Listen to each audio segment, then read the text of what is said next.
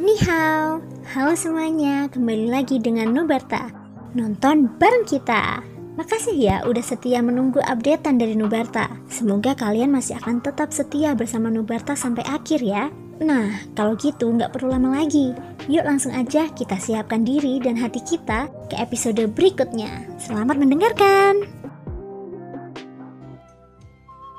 Wilayah Selatan, ujung selatan di kota Nanlin. Kelompok Shoyan duduk bersila dan beristirahat di halaman yang agak bobrok. Pada saat ini, sebuah cincin penyimpanan diam-diam tergeletak di tangan Shoyan. Ini adalah cincin penyimpanan yang telah diambilnya dari mayat Futu Hao. Orang tua itu adalah seorang ahli di kelas kaisar asal dan telah hidup selama 1000 tahun. Kemungkinan besar, ada banyak harta di dalam cincin penyimpanan itu. Sekarang, setelah dia tewas, semua yang ada di dalam cincin penyimpanannya menjadi milik Shoyan. Dengan sebuah pikiran, kekuatan spiritual yang agung melonjak keluar dari antara alis Shoyan. Kekuatan itu mengembun menjadi seutas benang dan memasuki cincin penyimpanan di telapak tangannya. Dengan dimasukkannya kekuatan spiritual, semua yang ada di cincin penyimpanan juga tercermin dalam pikiran Shoyan. Metode Ki kelas atas, keterampilan Do, kumpulan pil obat, batu spiritual yang tak terhitung jumlahnya, dan bahkan sejumlah besar bahan obat yang sangat berharga dan beberapa cakram formasi. Jika benda-benda ini dikeluarkan, itu pasti akan menyebabkan keributan besar di dunia luar. Namun, sekarang semuanya milik Shoyan. Sayangnya, meskipun koleksi di dalam cincin penyimpanan ini cukup banyak, hanya ada sedikit hal yang dapat masuk ke mata Shoyan, mengingat penglihatannya saat ini. Setelah penyelidikan sederhana, Shoyan perlahan-lahan menarik kekuatan spiritualnya dengan agak enggan. Namun, saat kekuatan spiritual Shoyan hendak ditarik dari cincin penyimpanan, sebuah fragmen yang tidak mencolok tiba-tiba muncul di benak Shoyan dari suatu tempat di cincin penyimpanan. Setelah itu, sebuah cahaya menyala di cincin penyimpanan, dan sepotong kecil perkamen hitam muncul di telapak tangan Shoyan. Sepasang matanya menatap tajam ke arah potongan kecil perkamen yang rusak di depannya. Dia merasakan aura yang agak familiar di sana serta kekuatan khusus yang terkandung di dalamnya. Ekspresi di mata Shoyan berangsur-angsur membeku. Setelah itu, berubah menjadi keterkejutan dan kegembiraan. Di halaman, tawa yang tak terkendali keluar dari mulut Shoyan dan bergema di udara. Ketika orang-orang di luar mendengarnya, ekspresi mereka berubah dan mereka buru-buru mundur, seolah-olah mereka takut membuat orang ini marah. Di halaman, dokter peri kecil dan yang lainnya menatap Shoyan dengan curiga, yang tiba-tiba tertawa terbahak-bahak. Meskipun mereka bisa merasakan kegembiraan di hatinya, ini agak terlalu berlebihan. Teknik pengembalian asal. Aku tidak menyangka, benar-benar tidak menyangka itu ada di cincin penyimpanan Futu Hao. Ini benar-benar kasus mencari sesuatu kemana-mana hanya untuk menemukannya secara kebetulan. Dengan cara ini, metode kultivasi leluhur Xiaoshuan dapat dianggap lengkap. Potongan perkamen hitam yang tampak biasa-biasa saja ini adalah potongan gulungan teknik pengembalian asal. Teknik pengembalian asal yang dikultivasikan Shoyan adalah yang pertama dari 3 jilid seni pengembalian asal. Selain jilid kedua yang diperoleh dari warisan Tianju, dan separuh lainnya yang diperoleh Shoyan dari pelelangan di wilayah barat. Bagian terakhir seni pengembalian asal yang tersisa kini berada di tangan Shoyan. Selama pecahan ini kembali ke tangan Xiaoshuan, teknik pengembalian asal akan dianggap lengkap, dan kekuatan Xiaoshuan akan mampu mencapai tingkat yang lebih tinggi. Setelah mengolah teknik pengembalian asal, kultivasi seseorang pasti akan mencapai alam yang mulia asal. Sekarang, Shoyan akhirnya telah mengumpulkan semuanya. Selanjutnya, saat ia bertemu Xiaoshuan lagi di masa depan, ia akan menyerahkan pecahan ini kepadanya. Ini dapat dianggap sebagai penyelesaian masalah besar di dalam hatinya. Setengah hari kemudian, rombongan Shoyan berangkat lagi dari kota Nanlin dan melanjutkan perjalanan ke timur. Kota Nanlin telah kehilangan semua ahlinya setelah kelompok Shoyan pergi. Dalam sekejap, kota besar ini yang cukup terkenal bahkan di wilayah selatan ekstrim telah menjadi kue lezat di mata banyak orang. Para raja asal yang datang untuk memberi selamat kepada kota Nanlin 2 hari lalu, memimpin sekelompok besar orang dan sekali lagi tiba. Namun, mereka tidak lagi bersikap hormat. Para ahli dari seluruh tempat berkumpul bersama dan dengan gila-gilaan berjuang untuk segala hal di kota. Dalam beberapa hari yang singkat, kota besar itu diduduki oleh berbagai faksi. Pada saat ini, kelompok Shoyan perlahan-lahan telah tiba di sebuah kota di sebelah timur wilayah selatan ekstrim, kota Donghua. Kota Donghua adalah kota penting yang menghubungkan wilayah tengah dan wilayah selatan. Formasi teleportasi yang dibangun di dalamnya mengarah langsung ke wilayah tengah. Itu adalah pusat kota yang sangat penting di perbatasan benua. Pendirinya adalah kekuatan besar di wilayah tengah. Tetapi sekarang, kota Donghua berada di bawah pengelolaan Pavilion Yunying. Saat ini, Shoyan dan yang lainnya berdiri di luar kota Tonghua. Tiba di sini, berarti mereka hanya berjarak satu formasi teleportasi dari wilayah tengah. Apakah ini kota Tonghua? Sungguh menakjubkan. Melihat kota yang menjulang tinggi di depan mereka, yang seperti pegunungan, Shoyan dan yang lainnya tidak dapat menahan rasa kaget yang kuat di mata mereka. Ukuran kota itu benar-benar di luar imajinasi mereka. Tembok kota yang menjulang tinggi itu memiliki kilauan dingin seperti baja, dan berbagai rune misterius terukir di atasnya. Aura samar yang terpancar darinya membuat mereka merasa tertekan. Kota Tonghua sendiri merupakan formasi yang hebat. Sungguh formasi yang menakutkan. Formasi besar ini mungkin jauh lebih kuat daripada formasi pelindung sekte lembah api berkobar. Kelompok itu memasang ekspresi serius saat tatapan mereka berhenti pada formasi itu untuk waktu yang lama. Baru kemudian, mereka perlahan berjalan ke kota di bawah tatapan aneh orang-orang di sekitarnya. Ketika Shoyan dan yang lainnya memasuki kota, pemandangan luar biasa di depan mereka bahkan lebih mengejutkan. Di kedua sisi jalan, berbagai gedung pencakar langit menjulang dari tanah. Kota itu adalah pemandangan yang megah.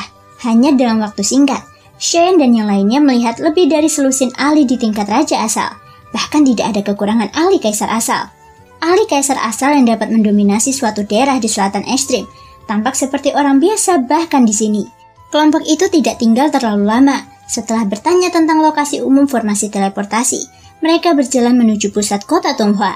Namun, saat mereka memasuki kota, seorang lelaki tua di sebuah pavilion juga memperhatikan keberadaan Shoyan dan yang lainnya. Dia ragu-ragu sejenak, lalu sosoknya bergerak dan menghilang dari menara dalam sekejap mata. Setelah beberapa saat, Shoyan dan yang lainnya telah tiba di pusat kota Tonghua. Dibandingkan dengan tempat lain, tempat ini tidak diragukan lagi lebih ramai. Karena formasi teleportasi, para ahli dari seluruh benua telah berkumpul di sini.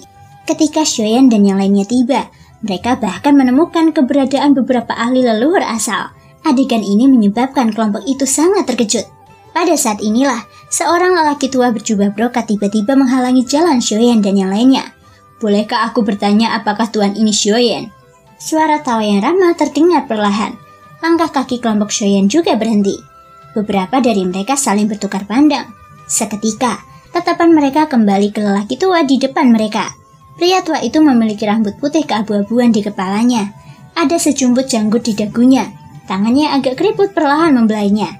Sepasang mata tua yang keruh saat ini tersenyum saat dia menatap sekelompok orang di depannya. Ini terutama terjadi ketika tatapannya tertuju pada Shoyan. Senyum di matanya menjadi semakin pekat. Shoyan juga tahu bahwa lelaki tua itu pasti tahu identitasnya. Dia dengan hati-hati menangkupkan tangannya ke arah lelaki tua di depannya dan berkata, "Namaku Shoyan. Bolehkah aku tahu ada apa?" Merasakan perubahan aura Shoyan, lelaki tua itu mengangguk sambil tersenyum ramah dan berkata, "Tuan, tidak perlu gugup. Tidak ada seorang pun di kota Tonghua yang dapat menyentuhmu, dan aku pun tidak terkecuali." Begitu lelaki tua itu mengatakan ini, Shoyan tertegun. Namun, sebelum dia sempat memikirkan alasannya, lelaki tua di depannya terus berbicara. "Aku Zhang Li. Aku adalah manajer pavilion Yunyin di kota Tonghua. Kepala pavilionku lah yang memerintahkanku untuk menunggumu di sini." Sebelum dia pergi, dia berulang kali mengingatkanku bahwa jika Tuan Shoyan datang ke sini, aku harus memperlakukanmu dengan baik. Jika ada yang berani mempersulitmu, tidak peduli siapapun orangnya, mereka tidak akan muncul di kota Tonghua di masa mendatang. Oleh karena itu, di kota Tonghua, Tuan Shoyan dapat merasa tenang. Lelaki tua itu tertawa pelan sambil memberi isyarat mengundang ke arah Shoyan. Baru kemudian, Shoyan tiba-tiba mengerti.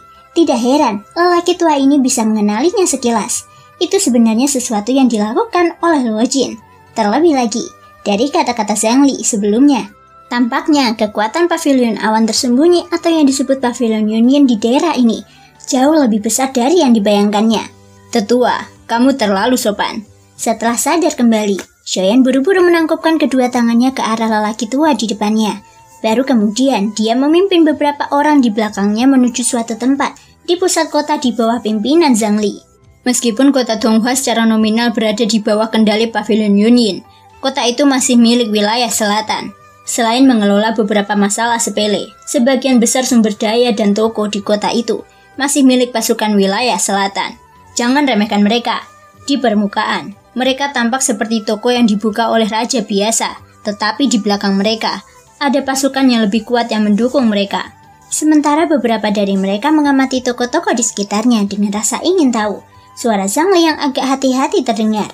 Mendengar ini, Xiaoyan menganggukkan kepalanya tanda mengerti. Kota Tonghua adalah salah satu kota terpenting di wilayah selatan ekstrim.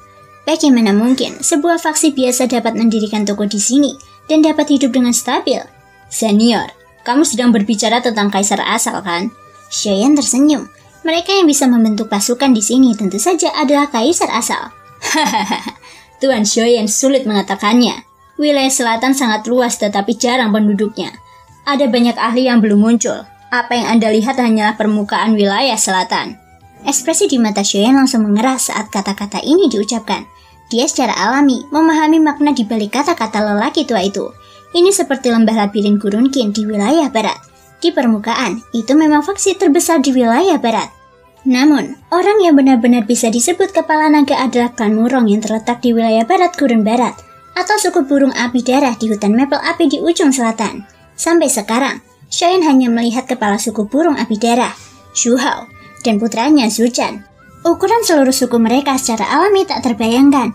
Benua ini sangat luas, dan terdapat banyak naga dan harimau yang tersembunyi. Itulah sebabnya mengapa orang harus berhati-hati saat berjalan di benua. Tidak ada kekuasaan absolut di benua ini. Sesaat kemudian, sekelompok orang muncul di sebuah pavilion. Di aula, setelah beberapa dari mereka duduk, Zhangli berjalan di depan mereka, menangkupkan tangannya dan berkata perlahan, "Aku ingin tahu, apakah kamu tahu sesuatu tentang pavilion Yunyinku atau wilayah pusat?" Beberapa orang yang duduk menggelengkan kepala ketika kata-kata ini diucapkan. Ini adalah pertama kalinya mereka menuju ke wilayah tengah benua. Siapa yang tahu seperti apa pemandangannya? Mengenai pavilion Yunyin, bahkan Xiaoyan tahu bahwa itu adalah faksi yang termasuk dalam wilayah tengah. Dia tidak tahu dari mana asalnya. Zhangli dengan lembut mengangguk ketika dia melihat semua orang menggelengkan kepala, seolah-olah dia tidak terkejut dengan hasil ini. Setelah itu, dia melanjutkan bicaranya.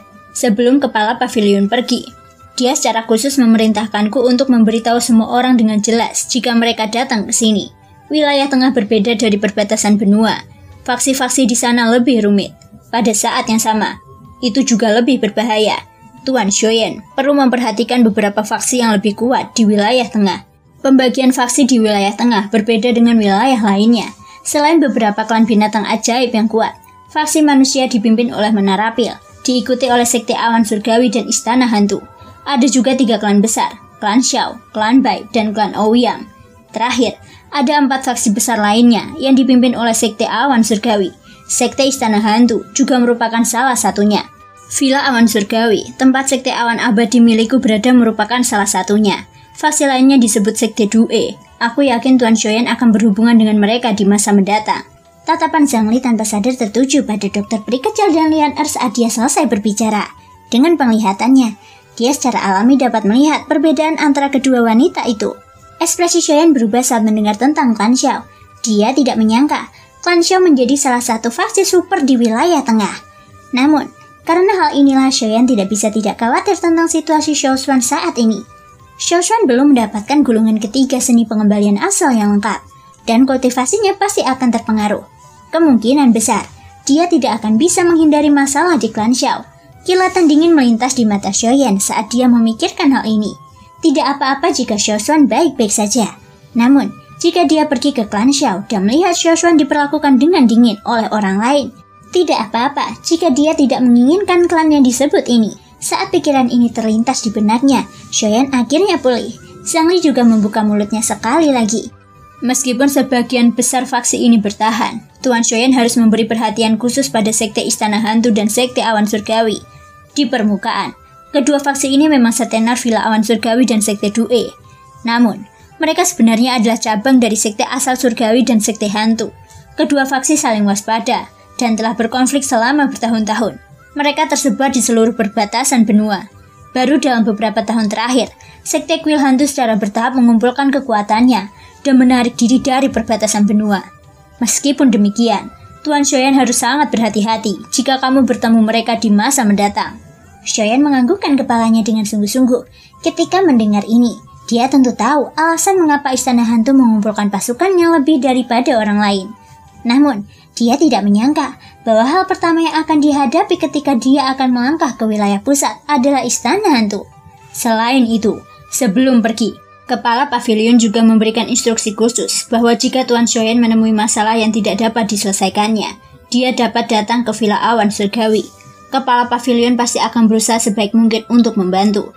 Di pavilion, Shoyan dan yang lainnya berdiri sambil tersenyum setelah mendengarkan penjelasan Zhang Li yang baik hati.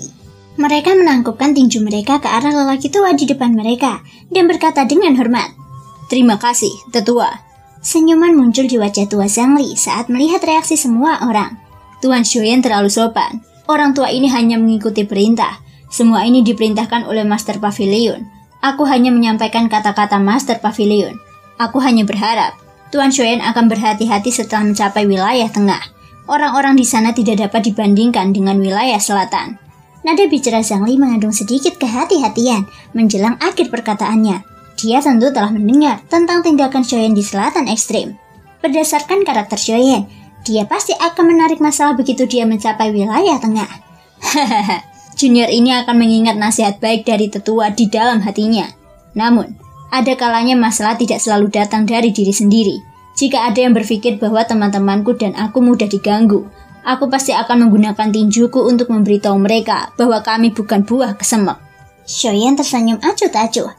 Kilatan dingin melintas di matanya yang hitam pekat. Kata-katanya jelas mengacu pada sekte istana hantu. Bahkan jika Shoyan benar-benar ingin menghindari sekelompok orang yang bukan manusia atau hantu itu, kemungkinan besar akan sulit baginya untuk melakukannya.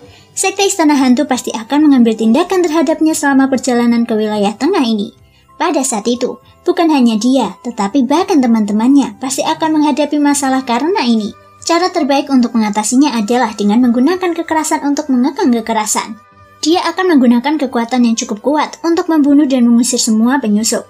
Ketika Zhang Li melihat niat membunuh yang dingin terpancar di wajah Shoyan, dia tanpa sadar membuka mulutnya.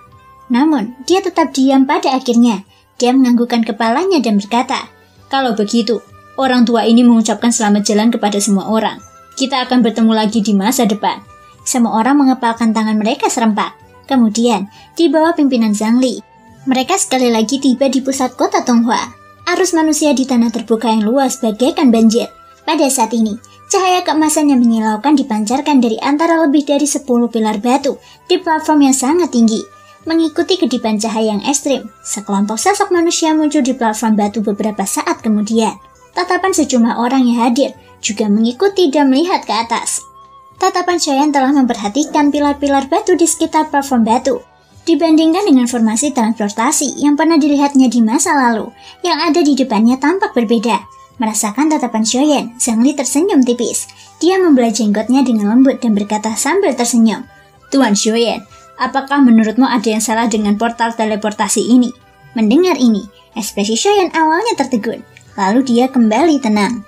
Dia tersenyum malu dan berkata dengan sedikit canggung, "Meskipun aku telah melihat banyak portal teleportasi sebelumnya, tampaknya portal teleportasi ini berbeda dalam ukuran dan struktur," ucap Shoyan. Hahaha, pengamatan Tuan Shoyan sangat rinci. Dibandingkan dengan portal teleportasi wilayah selatan, barat, dan utara, portal teleportasi ini memang berbeda. Tuan Shoyan mungkin tidak tahu, tetapi konstruksi portal teleportasi itu sendiri tidak tetap. Alasan mengapa portal teleportasi yang umum terlihat semuanya adalah peringkat 5 adalah karena pembentukan portal teleportasi itu sendiri membutuhkan sejumlah besar energi spiritual sebagai fondasinya. Hanya ketika energi spiritual seseorang mencapai peringkat 5, barulah portal itu terbentuk. Shoyan mengangguk ketika berbicara sampai di titik ini.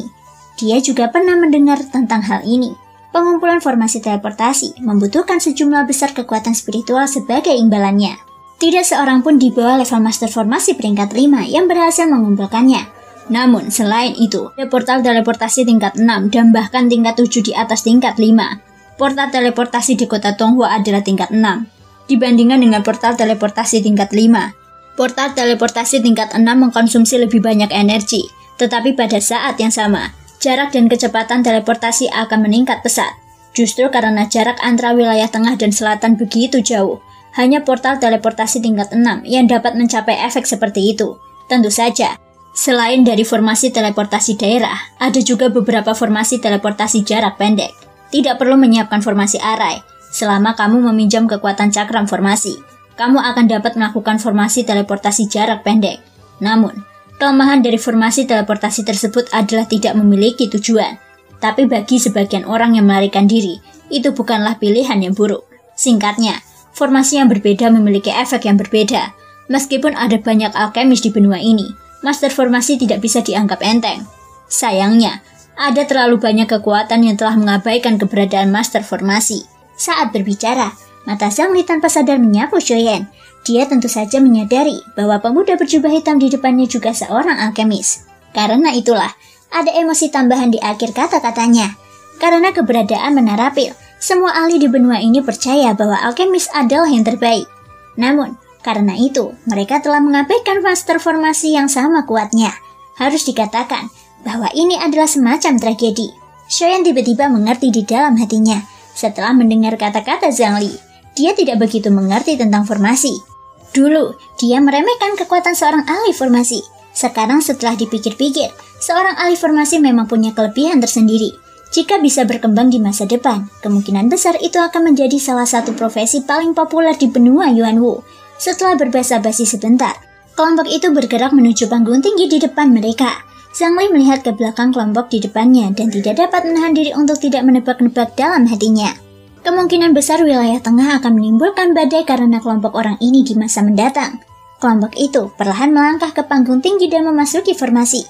Di luar, ada seorang lelaki tua berjubah emas yang mengendalikan formasi. Setelah semua orang melangkah ke dalam formasi, lelaki tua itu sekali lagi mengganti segel yang dikenalnya. Mengikuti perubahan cepat segel di tangan lelaki tua itu, formasi di bawah kaki semua orang dan pilar-pilar batu di sekitarnya juga memancarkan gelombang cahaya keemasan. Ketika cahaya keemasan menyelimuti semua orang di dalam formasi seperti cahaya matahari yang terik, penglihatan semua orang juga menjadi kabur. Gelombang cahaya keemasan sekali lagi bersinar di alun-alun besar itu. Setelah cahaya keemasan itu memudar, penglihatan kelompok Shoyan berangsur-angsur pulih. Mereka mengamati sekeliling mereka dengan seksama. Mata mereka dipenuhi dengan keterkejutan dan rasa ingin tahu. Jadi, inilah wilayah tengah. Terima kasih semua sudah mau mendengarkan dari awal sampai akhir. Sampai jumpa di episode berikutnya.